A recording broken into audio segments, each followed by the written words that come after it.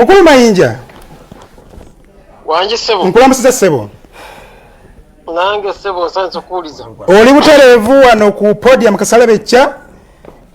Ensinensi ekuulira. Kuleka wamakabwe gatyo Mayinja. Agamba jassa Imone Judy. Tuli bulungi sebo. Zinabadde nkabye kuba gogwe embera n'embaga banange eri gye tutera okunywa kacaayi.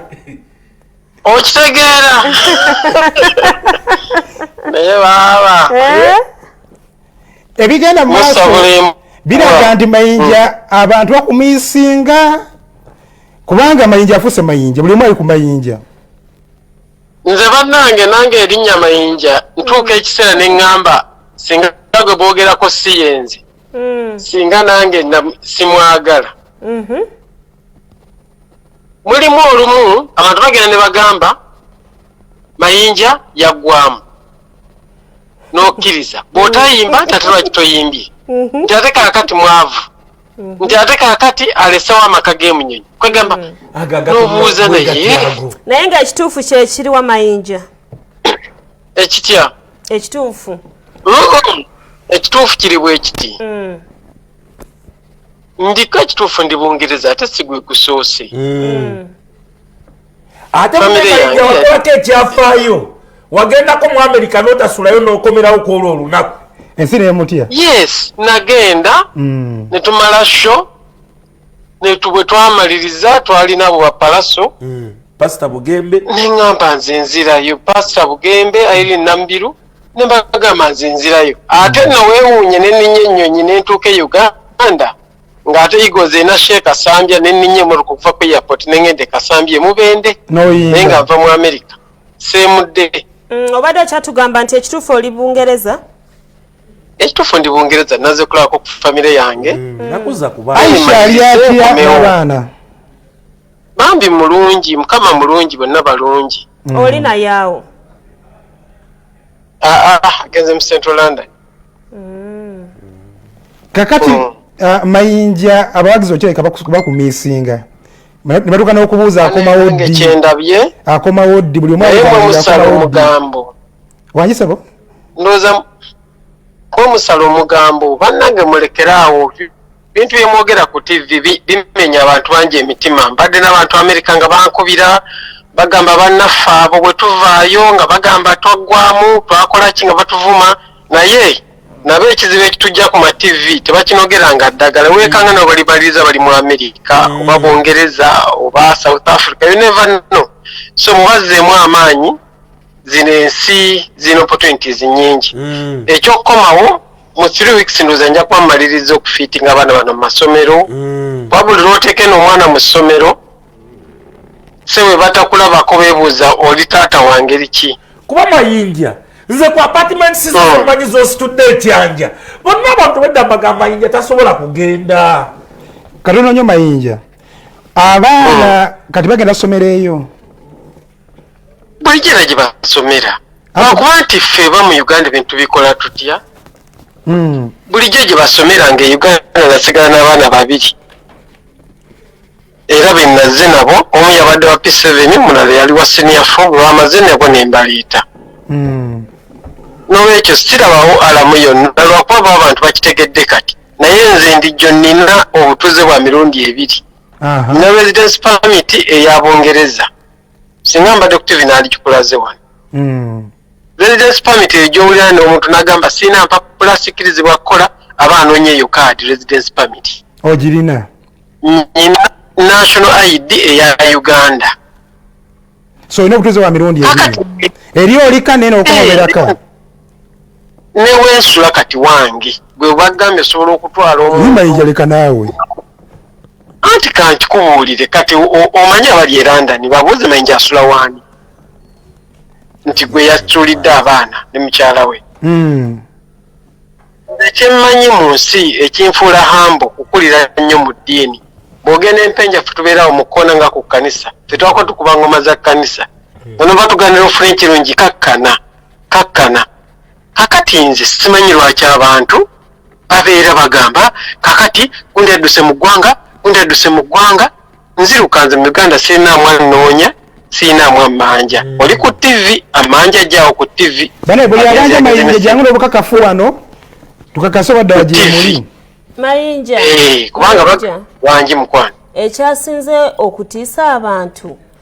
n'okubalowozesa nti todda kwe kuleka ennyumba mwe wabadde obeera nga nkalu temuli wadde ekintu n'ekimu ate omu Nigeria yagipangisizza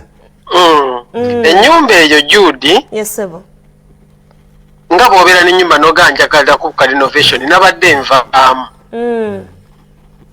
kati neŋŋamba ebintu bive mbasooke barenovating era n'oyo omwana wa mwoyo ande gwe ngenda okuwaabira yaze yasanze barenovatinga kati yayagadde barenovating nga ate barenovatinga mulimu TV n'entebe nga mubakoone enfuufu ebiyiikamu ne Mayinja Uganda okyagibanja ki oba ogyagaza ki nga famire n'ogitutte lwaki tosigaddeeyo obeera ne famire bonna nti obatutte kati ebyeyo mwagala bibba byammwe ate ekirala kiri bwe kiti abasajja nga Kofi Olomide musajja Muzayire naye yaliloketi nga abeera France naye nga tekikyamujja Zayire ofuna bulungi nze njagala ombuuza bakikola batya residence permit bazifuna batya nze kyenalirowoozezza ensi zino zoolaba mukwano gwa endijo zirina emikisa okuva kwa siimuula paka kwalinnya ekizungirizi kati gwe weenyiga okumanya kwe kukomya bw'ogamba nti kusiimula ng'osiimula bw'ogamba nti kino naye ffe waffe tulowooza nti buli ajeena aba bubi banange eno nno wali abantu abali ddala obulungi ate nga bannayuganda abamu balooya abamu basawo abamu bakola zi businesses naye ffe buli kimu tukifuula demonic ekintu ekyo mubuulirira abantu ate abantu bafuwe bwe ofunye omukisa ogujja mu zino ensi zitusinga bayingire baje musajja mubi ulijja kusiiba nawe ekyogamba nze saagala era nja kukikubuulira nkoma wa weeks 3 nja kukikubuulira abantu baje ekyewuunyisa Mayinja ogamba nti bali bubi ekyewuunyisa atalina passport ayagala okuwabula ggwe alina visa kati kankubuulire atalina passport e Uganda ayagala wabula alina visa nobuuza byeyogera obimanyi n'osanga alina visa yawanuwe awabula alina residence Mayinja akasembayo nga tugenda okusiibula abantu bano bagamba nti Mayinja ye muyimbi asinga obutanywerera ku bigambo bye naye wallahi bw'onadda oluvannyuma lwa wiiki 3 nga bw'ozoogedde ngenda kumanya nti lujjo bye bakwogerako byonna bifu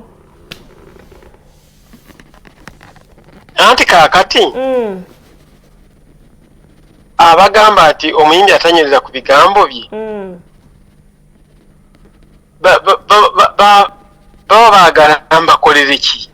mbukati era mb'oyinza ogamba wisatu kumbe togenda kudda nga lwaki sikomawo Judy ennyumba gye mwogerako gye navuddemu yange ennyumba eyakawumbi eyakawumbi yange olina amaka bangambye olina amaka amalala ndowooza oba nnyumba nga 3 mu bitundu by'Entinda si 3 tozisala ziri mmeka zisukkamu nga mmeka Mayinja alina apartments ekyanja nga 8 lwaki abantu balowooza nti Mayinja yaggwamu nate ng'olina ebintu bye anti kati abantu balina omwami oli gwe bawaayiriza simanyi nti yatwala woteri yange omusajja tabbanga woteri yange omusajja woteri nagimuguza ningulamu apartment ekira bulungi naye bwe muba mukyogera mulinga bagamba nti kalungi yanzi omusajja yansasula mukulu Mayinja wangi akadde katwala ku podium naye woonakomawo nzikiriza mbeera omu ku abo bagenda okusooka okubuuzaako ng'okomyewo sendi wezo ekola kakati mukulu Mayinja essaawa zino wiiki 3 zino omanyi opportunities nyingi ebungereza eyo wiiki 3 zino Mayinja atudde wakapo ye oba alina wedde kyekwasizaako awo byakola ebiyingiza ssente yatandise dde okuyima ne bakinene mu bandi